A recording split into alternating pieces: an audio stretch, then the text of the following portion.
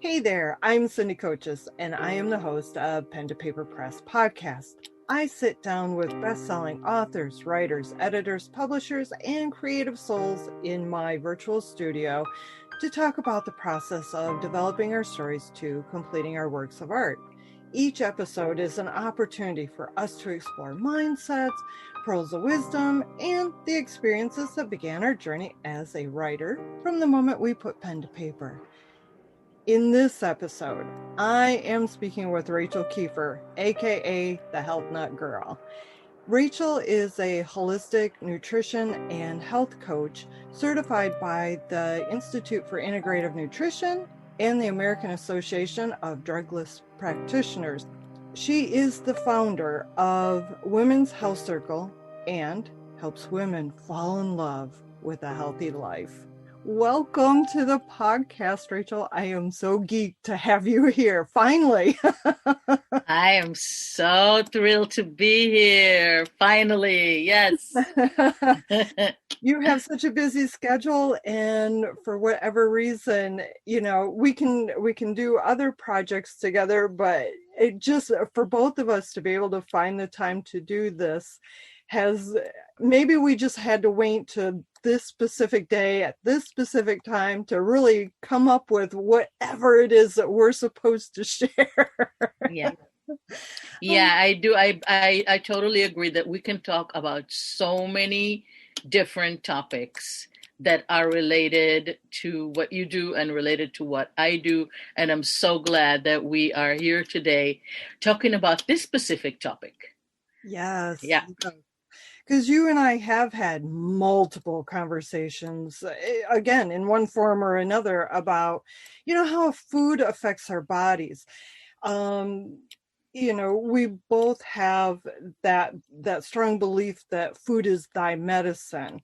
So what I would love is for you to share your insights on how the impact of how we nourish our precious bodies has on our creativity. Yeah, absolutely. And I think that it's important to say what creativity is, because a lot of people think that in order to be creative, you need to possess a specific talent that they think that they don't have. Mhm. And to be human is to be creative. If you are a human being, you are creative, and I really do believe that we are all creative beings and that each person expresses it in their own unique ways, but creativity is a given, like it's something that is part of each and every one of us, and everybody has it. And I think it's important for me to say that because I think a lot of people, myself included, have been hurt in the area of their creativity or Mhm. gotten messages early on in their lives or maybe later on in their lives that they are not creative. And that was definitely the case for me. Yeah, because I grew up with a sister who was very creative. My sister was, like she played instruments and she danced and she had all these wonderful creative pursuits that I didn't have. I was considered to be the brainiac child or the geeky child or the one that's good at math and physics and stuff like that. But and there was almost like an unspoken message that you can't have both. Like you can have one or the other, like, so if I was the smart one and she was the creative one, I could not be creative as well. And I believed that for many years, and I thought that, I'm just not creative, like that's my sister, that's not me. And it took me a long time to be comfortable with the creative side of me and to even think of myself as being creative. So I think a lot of people might have similar experiences Mhm. where they might not see themselves as creative, or they might think that they're not creative enough, or they might think that their creativity is lacking, or that it needs to be in a specific way. And I just wanted to start with that, and just to tell every person who hears us that you, whoever you are creative. Just because you are a human being and you're listening to this podcast, you are a creative being. And that, yeah, just wanted Yeah, to start with that.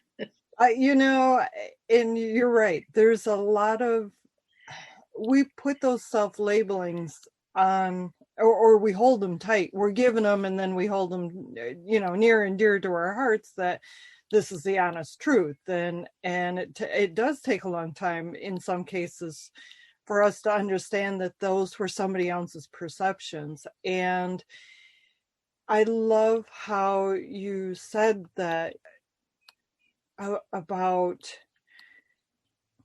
now I just lost what you had said, but anyways, creativity is something that we all have, and it's natural. It's a gift. It's part of how we communicate. It's how we interact with others. And there is no right way or wrong way. I mean, look at all the various types of writers and painters, and if they were all to do it the same way, boring. It would be like Yeah, looking at the same thing over and over, and our personalities get to yeah, define that. yeah, absolutely. Absolutely. I also think that, like I'll give you an example from my life of what I'm trying to say. Like a bunch of years ago, I was singing in a chorus, and that chorus was led by a musician who led a women chorus. It was a chorus for women only, and her advertisement for the chorus was "Every woman can sing." Now, if you think about that, that sounds like, oh, what do you mean every woman can sing? I mean, you look at all those like song competitions that we have on TV where people are told like you can't sing, or hold on to your day job because that's not for you, or Yeah. Oh my God, yeah. and we really get that message of like, oh no, I can't do that, or some people are good at that and some people are not good at that, and some not good at that, like we are have this like narrow definition of what creativity is and what it means for us, and a lot of judgment on ourselves and our creativity. And I remember when I saw her advertisement, and I just saw like every woman can sing. I was like, wow, is that really true? And it was amazing being part of that chorus, because many women in the chorus were attracted to that proclamation because they did not think of themselves as somebody who can sing. And she brought out the singer in them, and we had an amazing chorus that performed in many, many places. We were even on TV, and it was just Oh, it was just an amazing experience on how, like every person can reclaim their creativity. well, and I love the message that you can do it. We're not going to, cast you out. You're Yeah, not going to be odd man or odd woman out. um, I'm here to embellish, and I'm here to raise you up, and I'm here to teach you and help expand what you naturally do. Oh my yeah, God, talk about brilliant. I yeah, mean, that's yeah, just wonderful. yeah. Oh, It lovely. was a very, very wonderful experience. Yeah.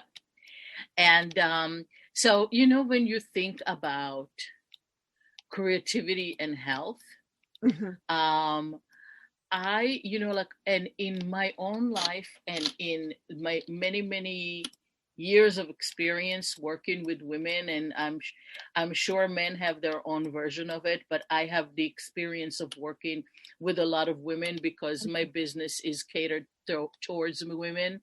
I like see such a big direction between creativity and health in many different Yes. ways. I Yeah. think one way that is, like more obvious, and I think that there's now more and more research about it and evidence of it, is how creativity affects our mental health.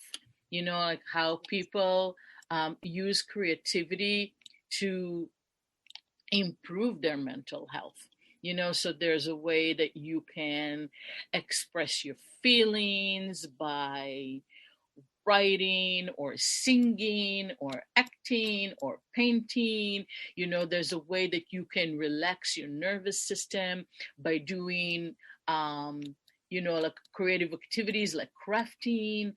So there's a lot of evidence and a lot of research is done about the connection between doing a creative activity and its healing effect on us. So there's Yeah. lots and lots and lots of ways that you can do that, and that is an amazing thing. So I do encourage people that if you are seeing that your health suffers from stress, and whose doesn't, Yeah. and if you find that your health is compromised because you worry a lot, or because like you are very anxious, or because you are very wired and can't relax or unwind, creativity is an amazing way to do it.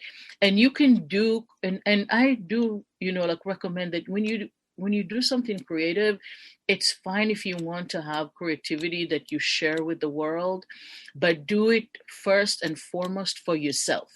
So, Agreed. like do it for you. And it's almost like, who cares what other people think, or who cares if how other people perceive it? Like, do it for the joy of doing it. And there's so many health benefits that you will get when you get in touch with that joy, of creation, like, and our world is created, and you are part of creation, and this is your birthright, is to be creative. It's part Yeah. of who you are. Yes. So And yeah. the other thing is when we are in that creative state, we let go of thought. I mean, how often have you, when you're in a creative project and you're so focused on, I know you knit. So, you're sitting there and you're counting the I want I crochet. you crochet. I'm sorry. Yeah. That's right. Yeah. Yeah. There's a big difference between knitting and crochet. My grandmother made that clear to me when I was growing up. So, anyways, but you're busy counting and you're looking at the pattern and so forth. So you're focused on this, and all thought goes away. You're not worried in that moment about, the various stressors in your life. And what happens? We lose track of time. And in that time that we've been so focused on the project, our body has relaxed. The tension has come out of our shoulders and out of our neck and out of our back and hips and and so forth. Well, unless you're doing something physically strenuous like carving something out of wood where you're physically active. Still, even at that, it's still a release of the tension, and it helps to lower blood pressure, and it helps to lower all of those different things and puts us in a state of relaxation. And what a blessing to give ourselves. It's a gift to have that personal time, that self-care time, and in many ways it is a powerful form of self-love, which is because you're focusing on you. and what you're working on versus taking care of somebody else or taking care of this project or thinking, oh, I got to get this done. No, you're in the moment, you're in the project, you're in that craft, whatever it is, whatever, you know, you're doing. And very much like writing, I can't tell you how many times that I have one novel in particular that I would be so caught up in writing the story that I would look up and it's dark outside and I have no lights on in the house, and it's like, holy crap, where did I go? And I know that happens with a lot of people when they're in, you know, when they're focused on working on ceramics or focused on knitting or crocheting or painting. You know, you get so caught up in the moment. And I just, yeah, absolutely. And I love how you describe that, you know, like feeling of, you know, like not being aware of the time and not being aware of where you are. And this is when you truly are in a place of creativity, you know, when you feel like it's kind of like all absorbing and you're really in it and you don't know where the time went. So yeah, absolutely. Absolutely. Our creativity is a part of us, and it also something that wants to come out and wants to be expressed. And one of the places where I found a connection between creativity and health, and not just mental health, but physical health as well, is that when you do not express your creativity, when you don't make that part of yourself important, when you don't realize that this is part of your humanness and part of who you are, and that it's a part of you that wants to be expressed and needs to be expressed, there is a stifling, you know, like you stifle yourself and you stifle your creativity, because naturally, as humans, it is our nature to live creatively and to express ourselves, to express our creative selves. And when we don't do that, it costs us something, and it usually costs us something in the area of our health, you know. So when what I've seen that has been true for me and true for many women that I worked with is I see that there is a connection between unexpressed creativity and our relationship to our body and our relationship to food. yes. And as someone who has struggled, I have struggled for you know, like a lot of many years with overeating, compulsive eating, addictive eating, you know, like I know that world really well. And I really understand women who struggle with those things, because, you know, like it's near and dear to my heart. This is something that I personally have struggled with too. I have found such a direct connection between creativity and our relationship to food, and I find that a lot of times it's the missing piece, you know. And when women try really hard to control what they eat, or are very critical of themselves about why did I eat this and why did I do that and why can't I be healthier or why can't I stick with it, or, you know, a lot of times it is very helpful to just step away from the struggle and pick up something creative to do. And it almost like magically dissolves that conflict, because I find that unexpressed creativity will often show up as you know, like we will overcompensate not being creative by looking for comfort somewhere else, usually with food. We will find a place to try to fill the empty space that a stifled creativity creates by trying to fill ourselves with something, and it can be any addiction. In my case, because I work with women in food, it usually food addiction, but I suspect that it can be other addictions in other people's lives, you know?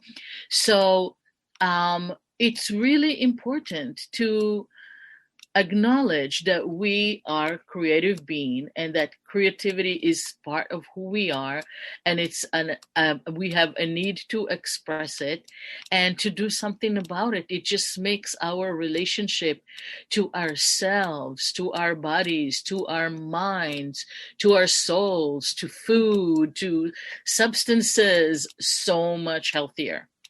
Yes. Well, and you bring up a really good point. And the addictions to food and so forth.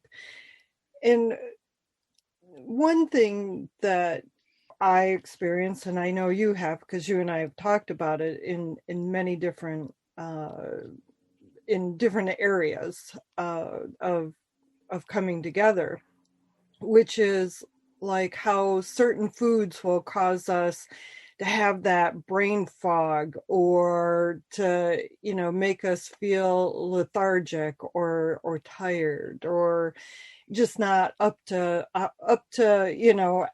that what's the word, up to snuff. That's the word I'm looking for. Yeah. We just don't feel energized to do things. And so I find it interesting that some people don't put the correlation to how they physically feel to what they eat. And it's to me, I just find it interesting that I know that if I eat, especially like heavy breads, or if I eat a lot of pizza, or I dive into a tub of ice cream, I know what I'm going to feel afterwards. Yep. And so this all just, it's amazing how everything is connected, and how everything that we do impacts another part of our healthy life. Absolutely. And it's all choice. It's all by choice. And once we realize that, it's like, oh, well, I can have that, but I just don't have to eat the whole tub of ice cream, or maybe just one slice of pizza instead of, however many. But yeah, food does impact that. Did you want to kind of hit on, because you are so well known for having your freedom from sugar workshops.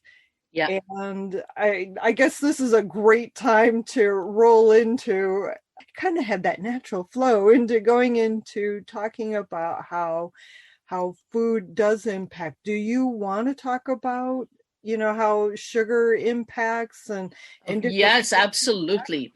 Absolutely. Okay. Yeah. Yeah, absolutely. And more than that, like my approach is kind of, not to try and avoid things or eliminate things, or like I'm very not into the diet mentality of having lists of do's and don'ts, but to really focus on not what you shouldn't do, but what you can do, and sugar is a food that has huge effect on us and on our bodies. And it is one of those foods that has an effect on us physically, emotionally, and mentally. So it really grabs hold on how we function in many different areas of our lives. And when you eat sugar, it kind of kills your willpower, like sugar and willpower don't go together. So if you're trying to use willpower to not eat sugar, that is that is not going to work. And I know that people who try to quit sugar know that really well, because they, like, they tried. They really did, so I think that approach works here as well. One of the things that I teach in my sugar workshop is, what are some of the things that you can do to help your body crave less sugar and create more balance before you even decide to try to quit sugar cold turkey? Because for most people that doesn't really work. It's really about like strengthening your body to be in a place where it will be easier and much more natural to stop eating sugar, and when I say stop eating sugar, I'm talking about processed sugar, so people can still have things that are healthier. There are so many versions of healthier, better for you desserts, so you don't really have to live without them. Like, it's not about deprivation. It's not about, like, oh, poor me, I can never have cake again. This is really about, this is really about empowering yourself and your life.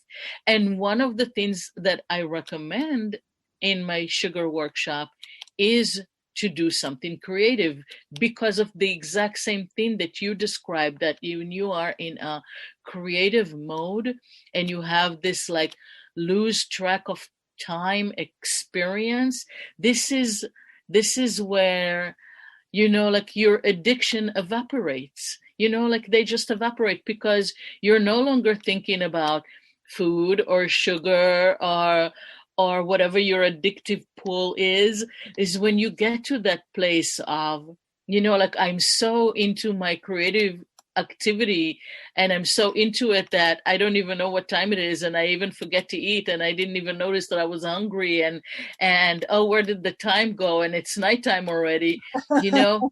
It's a place where you can really let go of an addiction there, and you can really welcome more health into your life in that space and in that mode. So creativity plays a big role here in helping you create a healthier relationship with food. It does. And there's so much to learn, and it's getting out of our, I would say, our set patterns, the routine that we go through without even thinking about it. You get up out of bed. What do you do every morning? What are the first 5 things you do in the morning? You get out of bed. Do you get up and write? Do you get up and go to the bathroom? Do you get up and make breakfast? Do you get up, get a shower? Do you get up and let the dog out? We go through our daily lives in this in this continuous cycle of routine. And in many cases, creativity breaks that, because you're not working on the same thing. You're not recreating the same thing over and over. And if you are, that's great. But because you're doing it by hand, there is variance. And you might look at something being like, oh, I could improve this by doing, or what would happen if I did XYZ? So you kind of break that sense of routine. And in many cases, our eating habits are routine. It's what we grew up with, or it's what we experienced in one relationship or another relationship, or, being on our own, without having anyone else in the household to cook for, or, provide for. We get into these different routines and it becomes mindless. And with creativity, even like learning to cook is creativity. Yeah. Yes, absolutely. Yes.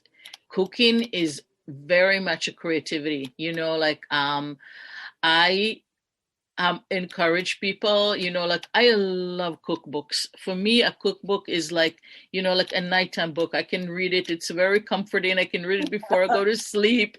I love seeing the recipes and the pictures, but I never follow recipes. I always cook creatively and intuitively. And I encourage people to do that. Like look at recipes or look at cooking shows and get inspiration, and then go into the kitchen and use that to help you create something that comes from inside. Like look at the ingredients you have, look at what you can put together, and cooking can be a really wonderful, wonderful creative pursuit. So yeah, I definitely encourage people to explore their cooking skills as a creativity, and also to look at the kitchen as a place of healing. Like your kitchen is your place of healing, and bring creativity into the kitchen in many different ways. Like you don't have to put art only in your living room. You can put art in your kitchen, and you can put inspiring images in the kitchen, and use your creativity to create a healing environment. Think about like when you walk into your kitchen, like how do I feel when I walk into my kitchen and I look around? If my kitchen could talk, what would it say? Like, and start using your creativity to enhance your health by bringing, like beauty and art and things that are enjoyable into your kitchen and into your cooking spaces. Yes. And when we get into that creative space, what are we doing? We're connecting with ourselves. We're connecting with our innate, that divine being that we are. We're connecting with our interior. And that is a space that knows what is best for us. Well, and like we were talking about before with, sitting down to write and sitting down to paint or crochet, when we get into that space, we're in that space of, you could call it meditation. It is a form of meditation because you are connected to your divine self, to your innate. Yep.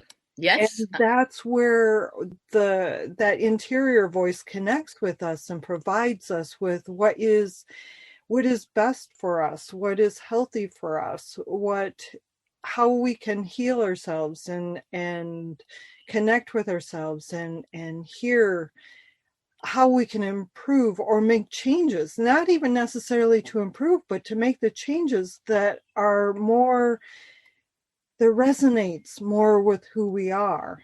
And that again, that form of communication, that connection with self and expression of self. Yeah. So, yeah. And also, when you are in that space of, like I am into my creativity and I lose track of time, this is what, like I call the rest and digest state, not the fight or flight state. So your body naturally relaxes and naturally goes into healing mode. This is the space where your body heals and repairs and rejuvenates. And when you are in a space of stress and fight or flight, this is where your body cannot heal in that state because it's on survival mode. So so being in that state is very, very conducive, and it helps to increase your healing from whatever it is that you need to heal, so yeah. Yeah. And again, it's all about choice. We get to choose. And we forget that. We just get so caught up in what we normally do. This is what I do. Yeah. Time to change it up. Oh. Yeah. And like I think that again, people don't have to think big and bombastic when they think about creativity. It can be like really easy and simple things. And I love when you said change it up, because, like sometimes just to help you be comfortable with change, start changing things that are easy to change, Yeah. like just to get yourself into that brain frame of doing things differently. So it can even be something as simple as, if you go to work every day, walk on a different street, take a different drive on different streets, take a different way, don't always go the same way. And it just kind of like creates different pathways in your brain of like, oh, I'm doing something new, I'm doing something different. And it's kind of like training your brain to do things differently. Well, So, and I think it helps to bring out that curiosity in us. I mean, yes, you ever watch like little kids? They want to go and explore. They want to go wander off because yes, they're curious. And when we are curious, what happens? We form an excitement within us because we're wondering, "Ooh, what's over there? Ooh, is this going to be, even better over there?" And we have that curiosity, yes, absolutely. and Yeah. how wonderful our curiosity can be, because it does bring in an expansion, or that desire to discover another aspect that we might not have otherwise come across. So Yeah. Yeah. Yeah. And I think another thing that is important to know is that a lot of people, like maybe they acknowledge that they might have a creative side, but they don't think that this is something that has to be on the top of the priority list. And oh it's understandable, given that sometimes life is, like so busy or hectic or demanding, or like there can be like so many things going on, and there can be like so many things that overwhelm us and that demand our time and our attention. And sometimes it feels like, oh, it's not really important to make time to like pursue my creativity. I have more important things to do, or have more urgent things to do. And like when you don't express yourself, there's a price. yes. You will pay a price, and that price can be physical, it can be mental, it can be in different areas. But your creativity is longing to be expressed, and Right. it's your job to help it be expressed. And a lot of people just don't feel comfortable with expressing themselves, period. Like a lot of us have been like so stifled and being told that, like, um keep it in, hold it in, don't let it out, don't show, don't Well, make waves, don't, like in and it's only for kids, quit being yeah, juvenile, it's only why for kids, or women are not supposed to express certain emotions, and it's yeah. not nice, or it's not feminine, or it's not, like we get so many different do's and don'ts and shoulds and shouldn'ts, and they Yeah. can really, really rule our lives. But like when you don't express yourself, it can be disastrous for your health, and Yeah. it's just be like, it can be like, just expressing your emotions, or expressing what you're thinking, or expressing your opinion, or expressing like anything that wants to be expressed by you. And I You was know, going to add, we're not talking about the good for you stuff. We're talking about, getting the anger out, getting your frustration out, yeah, write it out, yeah, or throw your paint on the canvas, or do, absolutely, whatever. If you're heartbroken, write that love letter or that sob story, or put it on a absolutely. canvas, or Yeah, whatever yeah, that emotion is. If you're falling in love, you've met the person of your life, and you're just in that absolute state of lust and wondering and excitement over this new relationship, put it to your art. That's a great way to express it. Yeah, experience. absolutely. Yeah. It's not just one emotion, it's all your It's emotions. all your emotions, and every emotion you have is appropriate. Like there's no emotions that are, like I should not have those emotions.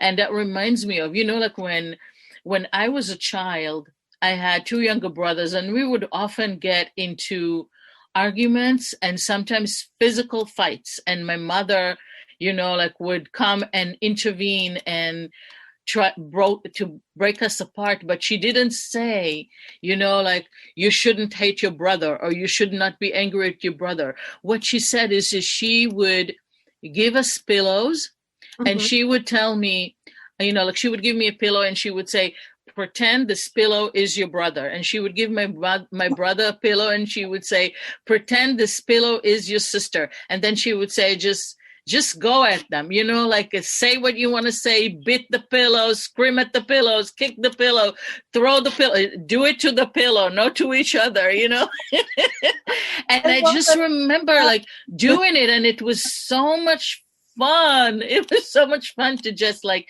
to not stifle my feelings and not being told that, oh, you should not treat your brother that way, or you should not feel that way about your brother, or you should be nice, or it was like validating the fact that I was having feelings, and I was Yeah. feeling upset or angry or raged or whatever it was, but saying, we don't hurt each other, but go ahead and express your feeling in a non harmful way. And I think that was like a big, big lesson for me in, like not stifling my feelings and just express them in a way that, doesn't do harm for you and for other people, but they still going to be expressed, you Yeah. know? Yes. And, I wasn't sure at the beginning of this podcast. Usually when I prep for a podcast, I write down questions that I think should be asked, or whatever. And we've not hit one of them. Oh, we did. The first question I'd like to explore. I wrote that down, and now it's really funny. Now I understand why no other conversational questions came up. I have this blank space on my, prep sheet. Like nothing. It was like the freedom to talk and the freedom to be creative. And this whole conversation, I wasn't, I had no idea what to expect. And I just love how this just happened. This came together, and Yeah. I just absolutely treasure each and every conversation I have with you, Rachel. I truly do. You know? Oh, thank you so much. And I treasure my conversations with you too. And Thank you. you are so very welcome. And it is getting to be time where we need to wrap up the podcast, because I know you and I could definitely go for hours. We have. Oh, yes, we Um, can. on many, many occasions on very, very varying topics. Um, Kids and writing and food and Yeah. food and more food, because you have a large array of recipes on your website, and they're good for you recipes, and you also have other information and blog posts. So one of the things that I do want to ask before I wrap up this podcast is, where can our listeners find your blog post, your Oh my goodness, so delicious recipes. And the information about your different programs that you have, including the Women Health Circle. Yes. So right now, really the best way to work with me and to explore all the things that I have to offer is through the Women Health Circle. Mhm. And people can sign up on my website, healthnutgirl.com. I also would be delighted to invite people to join my Facebook group, which is called Fall in Love with a Healthy Life. Yes. And you can find me there as well.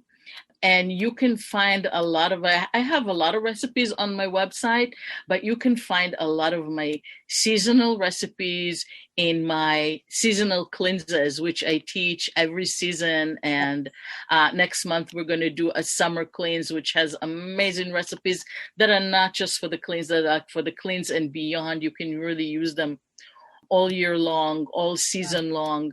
And that is also part of the Women Health Circle. Like I teach my cleanses over there as well.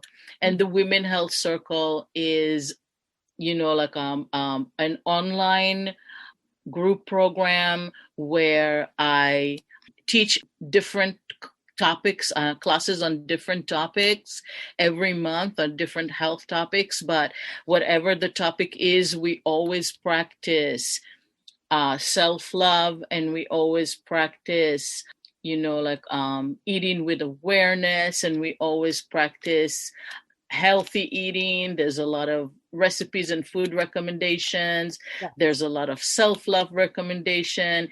And it really is being part of a community of women that support each other in living their healthiest life. So if anybody would like to have more information about that, they are very welcome to send me a message to contact at healthnutgirl.com, or go on my website, or connect with me in my Facebook group. And I would be thrilled to welcome more people into my more women into my Women Health Circle. Yes, on personal experiences, I cannot recommend your programs enough. Yeah. I truly I love what you do. I started following, oh my goodness, I started following the Health Nut Girl when shortly after Facebook. I had joined Facebook, so I mean that's how long. And I don't even know how I found you. It somehow it popped up, and I started following you, and then through a group, you and I became aware of each other. Then a friendship formed, and now we have a sisterhood. Absolutely. And you are my sister by another mother.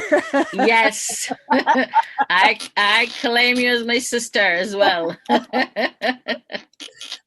And I just love having these conversations with you, because I feel like we're really talking about things that are at the heart of what so many women struggle with. Yes.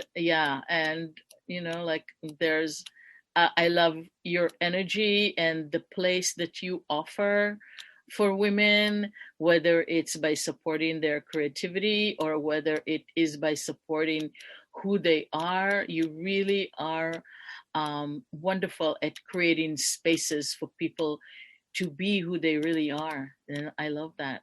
Well, and that's important to me because I don't want anybody to ever feel that they have to fake it to make it. I Yeah. cannot stand that line. I absolutely that if there's anything that makes me cringe, and I just the person who says it, I just want to hug them and tell them, no, no, no, no, no, no, no, do not ever fake it to make it. Be who you are. You are a precious gift. And the really difficult thing is sometimes I have to remind myself of that, as Yeah. you're very well Yeah. aware. Yeah. And I don't want anybody to ever feel that they're not good enough, because Right. our words, written, spoken, drawn out, our words have power. And it's not only those outside of us that hear those words, but it's our innate, it's our spiritual being, it's our soul that hears that too, and absorbs that. And through self-love and all of that other stuff that we're, a process of self-love is deprogramming those things that we've been taught through routine, through expectations, because truly you and I have both lived through, this is what's expected of you and you will do. And both of us look at that person and go, no, we won't. Yeah, exactly. In our mind, we're saying, no, we won't. Because we're both rebellious. Yeah. But there's still a part of us that does, we both have to work. We both have to follow what, some of those expectations, because that is the way our society is. And that is how we get, our bills paid. But it's not a complete free for all. But, our words have power. And that is the one message that when I had Elements for a Healthier Life magazine, was that I was so set on sharing with the writers and the readers, is your story matters and your words have power, and communicate from your heart. Don't worry about what everybody else is doing. Exactly. What is it that you want to say? What is it that you so badly want, that message that you want to share? What is it? Tell that story. Don't worry about SEO, and don't worry about what is acceptable to the masses. Write what works for you. And that's absolutely. And that's truly, I think, the foundational for this podcast is getting that message out, that be you, write you, create you. Yeah. Just simply be you. Yeah. Hallelujah. Hallelujah. Hallelujah to that. Okay, I'll get off my soapbox now and close up the podcast. No, it's wonderful. That is wonderful. Oh, I would love to just thank you so much. My pleasure. I am grateful. Before we end our time together, I'd like to say thank you for joining this podcast. As you can tell, Rachel and I absolutely are passionate about sharing the messages of being healthy and ways to be healthy and creative, and those importances. To receive future episodes in your inbox of the Pen to Paper Press podcast, please subscribe to the newsletter at pentopaperpress.com. And of course, you will find our show notes there. And for those episodes that really resonate with you, or you think somebody could benefit from, please share those episodes with them. And share with us what resonated with you. Leave us a comment. We would love to know what your takeaways are. So again, the website is pentopaperpress.com. So take care, and until next time, know that your words have power and your story matters. Bye for now.